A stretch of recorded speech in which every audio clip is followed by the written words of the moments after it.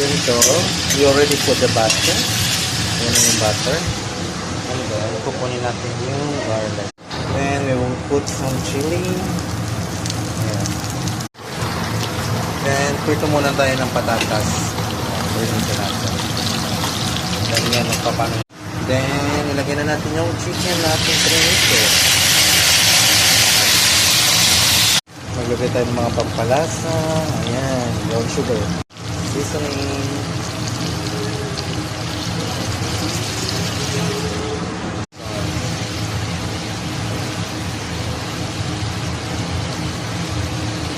Patatas.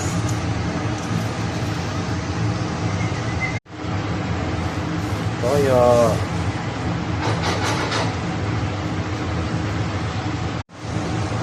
So yan na. Ito na yung adobo natin. Adobo.